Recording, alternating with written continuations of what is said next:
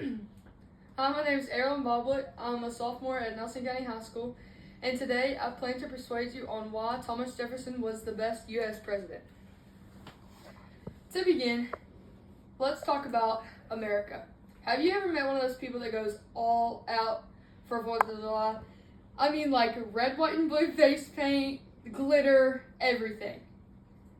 I'm one of those people, and maybe you know someone like that. If so, let's talk about the man that made this possible. To begin, we're going to talk about who Thomas Jefferson was. When we talk about relevance in Thomas Jefferson, it's important to learn about topics such as these so we can understand what visions our forefathers had for America today. Thomas Jefferson was born April 13th, 1743, and died on July 4th, 1826. He wasn't home much as a kid. Actually, when he was 9 years old, by the time he was 9, he was living with his tutor. This is where he developed his passion for reading. And according to the Encyclopedia of Virginia, he's known to have 9,000 to 10,000 books in his collection by the time that he died. So he was an avid reader, and he got that from the amount of time he spent studying. His father died when he was 14. He was born to his mother and father. His father was a farmer, which is where he grew his passion for agriculture as well. So his father died when he was 14, and then he went to the College of William and Mary, where he became a lawyer. When he became a lawyer, that's when he kind of developed his passion for politics and legislation. A few places you may know him from is he was the writer, the author of the Declaration of Independence, and he was the 3rd president of the United States. These are a few pictures from the National Portrait Library. On this picture, you can see it's kind of him when he was younger.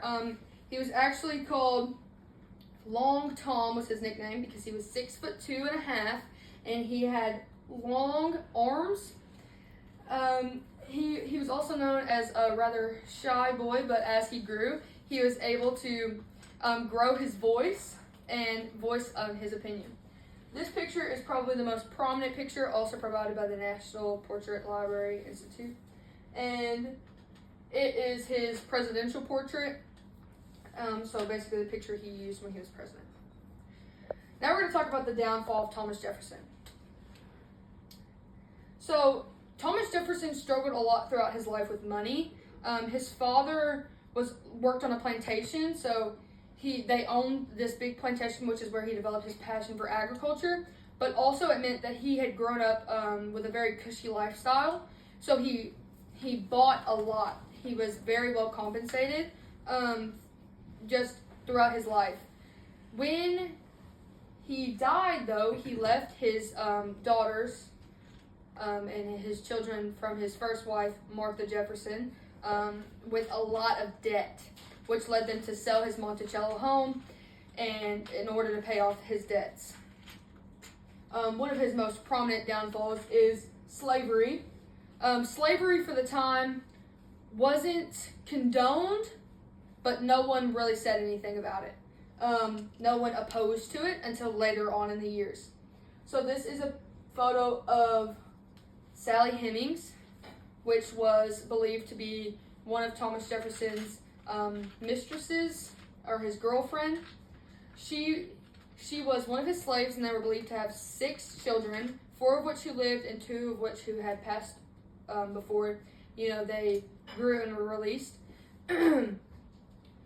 Thomas Jefferson was known as one of Virginia's largest slave owners, but a quote from the White House and Monticello.gov says that he called slavery a moral depravity and a hideous blot, meaning that he believed slavery was one of the worst things that you could do. He also said that it was the greatest threat to the new America and that it was contrary to the laws of nature. So he believed that slavery was unnatural. And he worked throughout his legislature to abolish slavery. He also wrote from the Declaration of Independence, all men are created equal. When people see this, they tend to believe that he meant all white rich men that were slave and landowners. largely due to the 3/5 rule, which meant that for every 5 slaves equaled 3 men. And that was just a horrible act that he actually attempted to abolish. And finally, for the impacts of Thomas Jefferson. So in this section, since we've talked about who he was and what he kind of struggled with, now we're going to talk about his impacts. So he was a member of the Second Continental Congress. He was a delegate from 1775 to 1776, so the time that he was writing the Declaration of Independence. Next point, he wrote the Declaration of Independence, which was a large feat. It separated us from England, which without it, we wouldn't be here.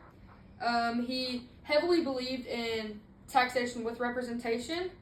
He also helped Lafayette draft their declaration during the French Revolution as well, when he spent time as the minister of Paris. He, during his presidency, which was from 1801 to 1809, he served 2 terms. He bought or aided in the Louisiana Purchase, which was something that you didn't see very often during presidents. You didn't see them taking leaps, such as Thomas did. So without this section of land being bought, it's a doubt that the U.S. would look the same, especially economically. He was the vice president to John Adams in 1796. And in his presidency, him and John Adams have a rough history. It's a very gossipy, especially when they were both running to be the 2nd president of the United States. They were gossip back and forth. And then finally, back onto his architectural standpoint, he helped design and create the University of Virginia. From this presentation, I hope to have persuaded you on why Thomas Jefferson was the best president, because of his early life and how it affected his decision making, his standpoints and what he believed, and the negatives and positives of those, and finally his impacts and what he's actually done for this country. Thank you.